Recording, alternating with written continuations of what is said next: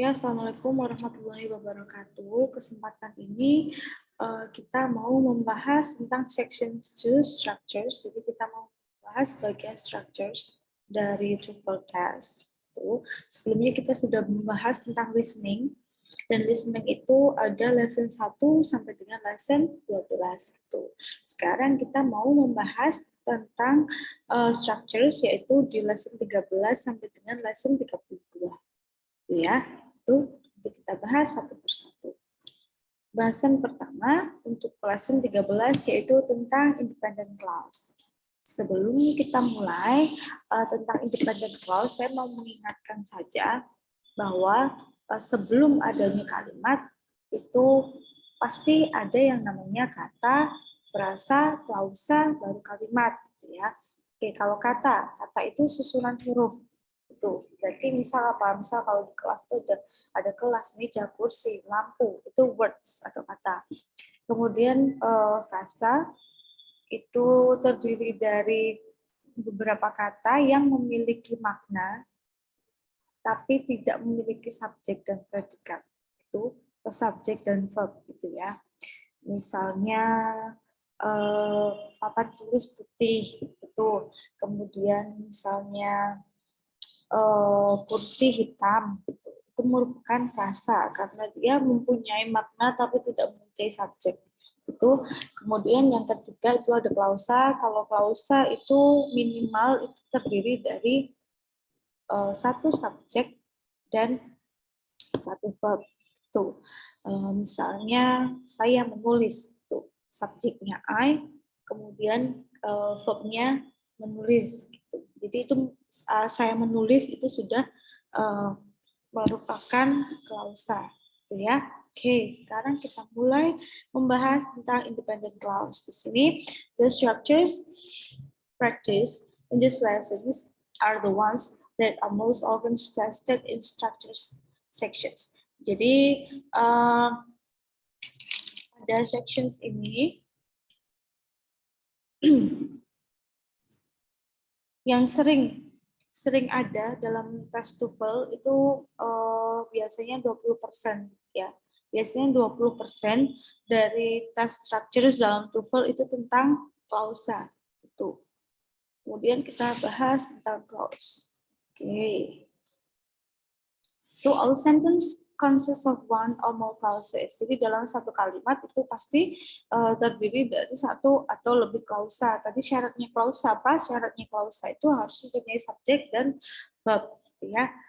A simple sentence consists of one clause. Jadi yang dinamakan kalimat simple atau simple sentence itu terdiri dari satu klausa. Berarti terdiri dari satu subjek dan satu verb.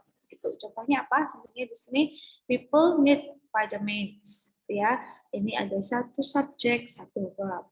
Kemudian the man took a vitamin pills. Gitu, ada satu subjek, satu verb dan lain sebagainya sampai di sini. Kemudian kalau tadi simple sentence satu verb, kalau tadi simple sentence itu satu subjek, satu verb, kemudian nanti ada yang namanya compound sentence. Compound sentence di sini consists of two independent clauses joined by a coordinate conjunctions. Jadi komponen itu terdiri dari dua klausa independen dan di sini joined by dihubungkan dengan coordinating conjunctions. Jadi intinya yang namanya compound sentence itu pasti ada kata hubungnya, yaitu misalnya and dan but. Jadi kalau dalam satu kalimat itu ada and atau but, itu berarti compound sentence, gitu ya. Misal di sini kita lihat, the man took a vitamin pills and he drank a glass of orange juice. Di sini itu merupakan compound sentence karena terdiri atau consists of two independent clause. Independent clause itu yang mana? Independent clause itu yang the man took a vitamin pills dan juga he drank a glass of orange juice. Ini N-nya ini sebagai coordinating conjunctions. Kenapa mereka dua ini disebut sebagai independent clause? Ya, independent itu berarti mandiri, berarti bisa berdiri sendiri. Bisa berdiri sendiri di sini artinya jika misal kalimat the man took a vitamin pills itu berdiri sendiri tanpa adanya he drank a glass of orange juice, itu tidak menimbulkan kerancuan arti dari kalimat tersebut, gitu ya. Itu namanya independen, bisa berdiri sendiri. Itu. Kalau kebalikannya nanti ada dependent clause, berarti dia klausa yang tidak bisa berdiri sendiri. Kemudian a complex sentence consists of an independent clause. Jadi kalau complex sentence itu terdiri dari independent clause yang disebut atau called main clause, jadi disebutnya main clause, dan subordinate clause, gitu ya. Jadi ada subordinate clause. Subordinate clause may be adverb clause, noun clause, or adjective clause. Jadi bisa berupa adverb clause, noun clause, dan juga adjective clause. Contohnya ya, in the sentences below, the independent clauses are. Jadi yang independent clause itu diberikan. Di sini, the man took a vitamin pill. Ini independent clause karena dia bisa berdiri sendiri. Kemudian, because he had a cold, karena dia baru masuk angin atau nggak enak badan, gitu ya. Independent clause plus adverb clause. Jadi di sini ini independent clause, ini adverb clause. Kemudian nih, I didn't realize that Nancy was here. Ini ada independent clause, independent clause dan non clause. Tom walks to his office. Ini independent clause dan ini which is located on Broadway. Every day during the summers itu adjective clause. Kemudian langsung ke soalnya saja supaya nggak bingung ya. Itu missing subjects, verbs, and objects, complements. Ya. All clauses have a subjects and verbs. Seperti yang sudah saya terangkan tadi, semua klausa itu mempunyai subjek dan verb. Clause with an action verb often takes a direct object as well. So di sini people need vitamins. Di sini subjects, ini verbs, ini objects. The verb missing from an independent clauses may be a single word. Jadi kata kerja yang hilang dari independent clause itu bisa berupa single word. Single word itu satu kata. Misalnya need, atau was, atau took, atau bad, atau walk, gitu ya. Ini satu kata. Lomis, kenapa was masuk ke dalam verb atau kata kerja? Iya, jadi to be, is, MR, was, were itu masuk ke dalam kata kerja. Namanya kata kerja bantu, gitu ya. Or a phrase consisting of one or more auxiliary verbs and main verbs, gitu ya. Misal, will need, has been, should take, would have been, had walked. The verb may be active, needs, take, or passive. Jadi bisa berupa aktif maupun pasif. Pasif itu biasanya ada to be dan kata kerja bentuk ketiga. Itu the missing subjects and direct objects may be noun. Misal people, vitamins, storms. Noun phrase, misal some famous people itu noun phrase ya, karena frasa ya, some famous people, beberapa orang yang terkenal, dia merupakan frasa, tapi frasanya noun phrase. Kenapa? Karena intinya itu people, yang dia itu noun, gitu ya, paham ya? Dan ini misal a vitamin pills, kenapa di sini disebut noun phrase ya? Karena intinya pill dan pill itu masuk ke dalam jajaran noun itu, jadi namanya noun phrase. Itu ya. Tuh, kemudian langsung di sini. After the verbs to be and the student all the non-active verbs, subject's complement is used rather than the direct objects. Subject's complements are also known as predicates, nominates, and predicates adjective. Misal di sini ya, di sini ada she is an architect. Ini ada subject, kemudian is dia ada verb, kemudian complement atau tambahan itu an architect. The teachers seemed upset. Tuh. In the structure sections of tuple test, jadi di dalam tuple test itu it's common for any of these elements or combinations of two or more these elements to be missing from the stems. Jadi nanti di soal itu biasanya ada kalau nggak subjek yang verb yang hilang gitu ya. Jadi kita harus jeli. Misal di sini contohnya nomor 1, the art of storytelling, bla bla bla, almost as old as humanity.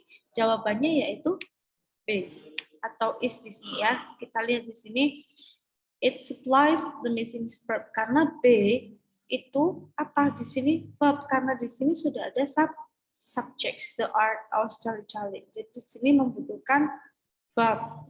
Kenapa jawaban A salah? Kita lihat di sini. A is incorrect because the words that is used to connect a relative clause to a main clause. Karena that tadi untuk menghubungkan apa? Klausa. Itu. Jadi bukan. Karena ini yang dibutuhkan hanya kata kerja saja atau verb. Itu. Kemudian yang C itu juga salah karena there is an unnecessary repetitions of the subjects. Karena di sini ada it itu kan juga merupakan kata ganti subjek. Di sini sudah ada subjeknya. Kalau ada it berarti di sini adanya pengulangan, jadi juga salah. Kemudian choice D is not correct because an ing forms cannot be the main verb of clause. Jadi tidak boleh ada being karena being itu tidak bisa menjadi main verb dari sebuah klausa. Gitu ya. Coba ini ada soalnya di bawah. Oke, begitu. Jika ada pertanyaan nanti bisa di kolom komentar gitu ya. Ini contoh yang lain. Duke Ellington wrote bla bla bla during his career. Di sini jawabannya B. The direct object is missing from this sentence. Jadi yang hilang itu direct objectnya. Duke Ellington wrote apa, menulis apa gitu. Yang dikenai pekerjaan itu berarti objek. Namanya direct object di sini, menulis apa? Gitu ya. In choice A, the connecting word that is used unnecessarily. Jadi A itu apa namanya, that itu tidak dibutuhkan di sini, jadi jawabannya salah. Kemudian yang jawaban B, over 1,000 songs were, the verb word is just unnecessary because there is only one clause and it has a verb. Karena di sini kan sudah ada verb yaitu wrote. Wrote itu kan merupakan kata kerja, sedangkan di sini ada kata kerja lagi yaitu kata kerja to be bantu. Jadi tidak perlu lagi. Itu sehingga jawabannya B, over 1,000 song. Jadi hanya membutuhkan direct object saja. Gitu ya. Kemudian clauses with there and its. Some clauses begins with the introductory word there or it. Jadi beberapa klausa itu diawali dengan kata there atau it rather than with the subjects of the sentence. Biasanya jika didahului oleh there atau it itu biasanya disebut expletives. Di sini ya, expletive there. Kalau there itu shows that someone or something exists usually at a particular time or place. This sentence generally follow the patterns there plus verb to be plus subject. Contohnya di sini. There are many skyscrapers in the New York City. Kemudian there was a good movie on television. Jadi yang perlu diingat di sini setelah there itu ada verb, kemudian ada verb to be, kemudian ada subject. Itu. Jadi di sini ini ada that, ini ada verb to be, di sini ada objeknya, a good movie on television. Itu. Kemudian the expletive it is used in several different situations and patterns. Kalau it's important, contohnya ya, it's important to a punctual for appointment. Di sini with the verbs to be plus adjective plus infinitive. Kemudian misal di sini it was in 1959 that Alaska became a state. With the verbs to be, ada to be-nya di situ. kemudian ada adverbialnya, kemudian ada noun clause-nya. Itu di sini. Tuh. Supaya tidak bingung, kita langsung ke contoh.